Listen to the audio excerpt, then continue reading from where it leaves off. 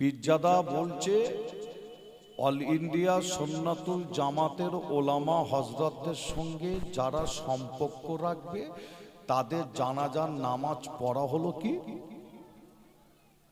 বলুন বলুন, শুনেছেন আপনারা? বলছে হারাম।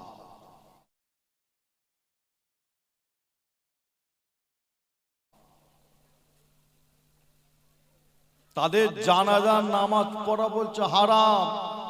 তবে আমি আসিম বিল্লাহ সিদ্দিকী বলি, কিছু অন্ধভক্ত কানা কানা কিছু ব্যক্তি আছে অন্ধভক্ত, এই সমস্ত কথা শোনার পরও আবার তাকবীর দেয়, নারে তাকবীর আল্লাহু আকবার, যে তারা চোখে আসলে কানা কিছু ভক্ত কিছু আছে তারা আবার জিন্দাবাদ দেয়, যে কিন্তু তাদের এই জ্ঞান নাই যে এই কথা বলার কারণে ফতোয়া যদি নেওয়া যায় ফতোয়ায় কি আসতে পারে, এই জ্ঞান কিন্তু তাদের কিন্তু নাই। যে পীরজাদা বলছে অল ইন্ডিয়া সুন্নাতুল জামাতের ওলামা হযরতদের আপনার জানাজার নামাজ পড়া হারাম হারাম হারাম বলে, যে তবে আমি আসিম বিল্লাহ সিদ্দিকী আপনাদের জানাই অল ইন্ডিয়া সুন্নাতুল জামাতের ওলামা হযরতদের মধ্যে বড় বড় মুফতি আছে, মুহাদ্দিস আছে, আলেম আছে, হাফেজ আছে, কারি আছে, আপনার হাজি আছে, মাওলানা আছে, বুজুর্গ আছে, যে অনেক আপনারা পেয়ে যাবেন এরকম। এবং তিনাদের যারা আপনার মহাব্বত করে ভালোবেসে যিনারা চলে, অর্থাৎ সাধারণ মানুষ, তাদের মধ্যে নামাজি, রোজাদার, হাজি, বান্দা আছে না নাই? আছে না নাই? চিন্তা করুন ফতোয়াটা কোথায় যাচ্ছে। যিনি হাজার হাজার আলেমের উস্তাদ, হাজার হাজার আলেমের উস্তাদ, হাফেজের উস্তাদ, এই কথাটা শুনে কি মনে হয় যে পীরজাদা বক্তব্য দিচ্ছে, মনে রাখবেন আসলে কিন্তু শরিয়াতের কোনো জ্ঞান তার মধ্যে নাই। জাহেল, মূর্খ, অযোগ্য, অশিক্ষিত জাহেলরাই এরকম কথা বলে, জাহেল হলে এরকম কথা বলে। তবে আমি আসিম বিল্লাহ সিদ্দিকী এই কথাটা শোনার পরে দুটো কথা বলেছি, একটা আপনাদের বলে যাই। আজকে আমাকে এখানে বলা হয়েছিল, আপনাদের এখানে আসার পরে প্রায় 1 ঘন্টার বেশি হবে আপনাদের গ্রামে আমি এসে হাজির হয়েছি। আমাকে জিজ্ঞাসা করছিল কিছু কথা, এবং কিছু মানুষ আমাকে সে বলছিল ভাইজান এই কথাটা বলার কারণে কি হতে পারে। তবে আমি আসিম বিল্লাহ দুটো কথা বলি। একটা হলো যে পীরজাদা জাহেল, মূর্খ, অযোগ্য, অশিক্ষিত পীরজাদা এই ফতোয়া দেয়, জানতে হবে ওই ব্যক্তি মুফতি কিনা, সর্বপ্রথমে জানতে হয় মাওলানা কিনা। মুফতি তো দূরের কথা, মাওলানা পর্যন্ত পাস করেনি। মুফতি তো দূরের কথা, মাওলানা পর্যন্ত পাস করেনি। যে প্রথমে জানতে হয় ওই ব্যক্তি মুফতি কিনা, কেন ফতোয়া দেয় মুফতি সাহেবরা। যে তবে আমি আসিম বিল্লাহ সিদ্দিকী আপনাদের জানাই, যিনি ফতোয়া দেয় তিনি আবার অল ইন্ডিয়া সুন্নাতুল জামাতের সাথে খুব সুন্দর সম্পর্ক ভালোবাসা ছিল। ফুরফুরার একজন বয়োজ্যেষ্ঠ পীর আল্লামা আবু ইব্রাহিম সিদ্দিকী চাচাজান হুজুর, তিনাকে আপনারা দেখেছেন, তিনার হাতে হাত দিয়েছেন, তিনার সাথে মুসাফা করেছেন। দেখলে মনে হতো যে একজন আল্লাহর ওলিকে আমরা দেখছি। জোরে বলো, জোরে হবে না? সেই আল্লামা মাশাআল্লাহ এখানে একবার এসেছে, সেই আল্লামা মরহুম আবু ইব্রাহিম সিদ্দিকী হুজুর দুনিয়া থেকে বিদায় দিলেন, ইন্তেকাল করলেন। আর ইন্তেকালের পরে জানাজার নামাজে ওই জাহিল, মূর্খ, অশিক্ষিত পীরজাদাকে আবু ইব্রাহিম চাচা জানাজার নামাজে একদম প্রথম কাতারে দাঁড়িয়েছে। কত নম্বর কাতারে? কাতারটা হচ্ছে প্রথম কাতার, একটা দ্বিতীয় কাতার নাই, আবার একদম ফার্স্ট কাতারে জানাজার নামাজ যিনি পড়াচ্ছেন তেনার পিছনে একটা কাতার, সেই ফার্স্ট কাতারে আমরা সব দাঁড়িয়েছি, সেই কাতারে তিনি দাঁড়িয়েছে।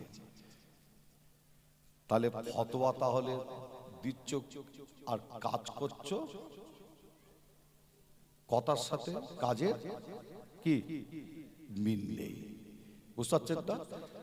যিনি ফতোয়া দিচ্ছে অল ইন্ডিয়া সুন্নাতুল জামাতের ওলামা হযরতদের সঙ্গে যারা মিশে থাকবে, অর্থাৎ বক্তব্য শুনবে, যে অল ইন্ডিয়া সুন্নাতুল জামাতের যারা আছেন তাদের জানাজার নামাজ পড়া যাবে না, অথচ তিনি আবার আবু ইব্রাহিম সিদ্দিকী চাচাজান হুজুরের একদম ফার্স্ট কাতারে দাঁড়িয়ে জানাজা পড়েছে। শুধু জানাজা নাই, যে মানুষের এত ভিড়ের চাপ, ফুরফুরা দরবার শরীফে যখন কোনো হুজুর আল্লাহর ডাকে সাড়া দেয়, ফুরফুরা যখন পীর সাহেব যখন কেউ আল্লাহর ডাকে সাড়া দেয়, দেখবেন মানুষ মহব্বত করে, অনেক মানুষ যায় না জানাজার নামাজে শরীক হবে দেখার জন্য, যে এই জানাজার নামাজের আগে পর্যন্ত আপনার বেশ কয়েকবার বাড়ি থেকে যে লাশ বাইরে বার করা হয়, যাতে মানুষ দেখতে পায় জানাজার নামাজের আগে। আবার সেই লাশ মোবারক আবার ফের নিয়ে চলে যাওয়া হয়, তখন বাড়িতে আত্মীয় স্বজন মহিলারা তিনারা আবার দেখে, আবার থাকতে থাকতে ফের খাটিয়া কাঁধে করে নিয়ে আবার বাইরে আনা হয়। এই খাটিয়া কাঁধে করে নিয়ে বাইরে বার করা হয়, ভেতরে নিয়ে যায়। কারা নিয়ে যায়? যে আপনার যিনারা যুবক আছে ফুরফুরা শরীফের ভাইপোরা, তাই তো নাকি? তাহলে আমরা নিশ্চয়ই লাশ খাটিয়া কাঁধে নিই, তাই তো নাকি? যে আমরা নিয়ে একবার বাইরে নিয়ে আসি, আবার ভেতরে নিয়ে যাই। যে আর ওই আপনার যিনি ফতোয়া দিচ্ছে ওই পিজ্জাদা, যে তিনি আবু ইব্রাহিম চাচাজানের খাটিয়া কতবার কাঁধে নিয়েছে, তার বুঝতে পারছেন না? কত মহব্বত, খাটিয়া কাঁধে করে ভেতরে নিয়ে যাচ্ছে, বাইরে আনছে, ভেতরে নিচ্ছে, বাইরে আনছে। আর এরকম জলসা মাহফিলে বলছে খবরদার, সাবধান, তাদের জানাজা পড়া যাবে না। বুঝতে পারছেন না? সাধারণ মানুষের মাথায় কিভাবে ঢুকাচ্ছে দেখে। যে আর আমি আসিম বিল্লাহ ফতোয়াটা আপনাদের বলে যাই, আমি ফতোয়া দিচ্ছি যে না, মুফতি সাহেবদের কাছে ফতোয়া নিলে আপনারা পেয়ে যাবেন। কি ফতোয়া? এই কথাটা বলার কারণে, এই কথাটা কোন কথাটা? যে একজন মাওলানা, একজন মুফতি, একজন হাফেজ, একজন কারি, একজন ইমাম, একজন মুয়াজ্জিন অল ইন্ডিয়া সুন্নাতুল জামাতের সাথে আপনার প্রত্যেকেই কম বেশি সম্পর্ক আছে না নাই? ইমাম আছে, হাফেজ আছে, মাওলানা আছে, কারি আছে, মুফতি আছে, মুয়াজ্জিন আছে, যে আল্লাহওয়ালা মানুষ আছে, যে এই ফতোয়াটা দেওয়ার কারণে যে আপনারা বাংলার মুফতি সাহেবদের কাছে যাবেন, যে কোনো মুফতির কাছে গিয়ে ফতোয়া নেবেন, এই ফতোয়াটা দেওয়ার কারণে ওই পিজ্জাদার ঈমান নাই, ঈমান নাই, ঈমান নাই। এই কথা বলার কারণে ঈমানটাকে কি করেছে? ধ্বংস করে দিয়েছে। এবার আপনারা ভাববেন আসিম বিল্লাহ সিদ্দিকী যেন একটু বাড়াবাড়ি বলে ফেললো, তাই তো নাকি? যে না, অনেকে ভাবতে পারে, একটু বুঝিয়ে দিয়ে যাই যে আচ্ছা, হারামকে কোনো ব্যক্তি যদি হালাল বলে তার ঈমান থাকবে না, ধ্বংস হবে? হারামকে কেউ যদি হালাল বলে তার ঈমান থাকবে না, ধ্বংস হবে? ধরেন যেমন মদ খাওয়া হচ্ছে হারাম, মদ খাওয়া হারাম। একজন ব্যক্তি রাস্তার ধারে দাঁড়িয়ে মদ খেচ্ছে, আপনি গিয়ে তাকে বলছেন, এই মদ খাচ্ছিস কেন? জানিস না মদ খাওয়া হারাম? ওই ব্যক্তি আপনার কথা শুনে আপনাকে গা জোয়ারি করে বলছে, কে বলেছে মদ খাওয়া হারাম? আমি তো হালাল জিনিস খাচ্ছি। বলেন তার ঈমান থাকবে না, ঈমান ধ্বংস হবে?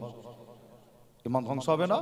যে ওই মদখোর, নেশাখোর যদি এটা বলতো মদ খাওয়া হারাম আমি জানি, কিন্তু আমি মদ খাচ্ছি, যে যদি আপনার হালাল যদি না বলতো তাহলে হতো কি? ফতোয়া হলো ওই ব্যক্তি মদ খাওয়ার কারণে ওই ব্যক্তির গুনাহ হতো, গুনাহ হতো, গুনাহ হতো, ঈমান কিন্তু যেত না। কি? ওই ব্যক্তি বলতো আমি মদ খেচ্ছি, যে আপনার যখনই বলেছে হালাল, ফতোয়া হচ্ছে ওই ব্যক্তির সঙ্গে সঙ্গে ঈমান চলে যাবে। আর ওই মতকে যদি বলতো যে হারাম হালালের দিকে না গিয়ে যদি বলতো আমি খেয়ে ফেলেছি, তাহলে কি হতো? গুনাহ হতো, কিন্তু ঈমান যেত না। আর ঠিক তেমন যদি কোনো ব্যক্তি হালাল জিনিসকে কেউ যদি হারাম বলে, হালাল জিনিস অর্থাৎ জায়েজ জিনিসকে কেউ যদি বলে না জায়েজ হারাম, কি হবে বলে? মুফতিদের কাছে ফতোয়া নেবেন, ফতোয়া নিলে পাবেন যে যেমন নামাজ পড়া আল্লাহ ফরজ করেছে, তাই তো নাকি? যে এই নামাজ পড়া ফরজ, কেউ যদি বলে নামাজ পড়া হলো, মুখ দিয়ে বলা যাচ্ছে না, বলতে নিজেকে একটা কেমন লাগছে, বুঝতে পারছেন না? কেউ যদি বলে হালাল একটা জিনিস, ওই হালাল জিনিসটা করা যাবে না, ওইটা হারাম, ফতোয়া নেবেন আপনারা। কেউ যদি হালালকে হারাম বলে তারও ঈমান যাবে, আর কেউ যদি হারামকে হালাল বলে তারও ঈমান যাবে। যে তাহলে জানাজার নামাজ পড়াটাকে ওই পীরজাদা হারাম বলার কারণে ফতোয়া হচ্ছে ওই পীরজাদার ঈমান নাই, ঈমান নাই, ঈমান নাই। দ্বিতীয়বার তাকে আবার ঈমান আনতে হবে, দ্বিতীয়বার ঈমান আনতে হবে। এটা হচ্ছে ফতোয়া। যে তবে আপনাদের ছোট ভাই ছেলে হিসাবে আপনাদের জানাই যে আপনারা হাতে হাত দিবেন, যে দাদা পীরের আওলাদদের হাতে হাত দিবেন অবশ্যই, কিন্তু হাতে হাত দেওয়ার আগে আল্লাহ আপনাদের বুদ্ধি দিয়েছে, বিবেক দিয়েছে, যে সামান্য হলো আল্লাহ বুদ্ধি দিয়েছে, জ্ঞান দিয়েছে, একটু চিন্তা ভাবনা করে হাতে হাত দিবেন। যে হ্যাঁ, যে তাকে একটু পরীক্ষা করে যাচাই করে আপনি দেখুন যে শরিয়াত অনুযায়ী, ইসলাম অনুযায়ী, মুজাদ্দিদুল জামান দাদা হুজুরের সিলসিলা অনুযায়ী চলে কিনা। যদি আপনার এলেমে বুদ্ধিতে যদি ধরা পড়ে যে না ইনি ঠিক আছে, তাহলে সেই পীরজাদা, সেই পীর সাহেবের যদি হাতে হাত দিতে যদি পারে, মনে রাখবেন মুজাদ্দিদুল জামান দাদা হুজুরকে আপনি পেয়ে যাবেন। জোরে বলুন, জোরে হবে না?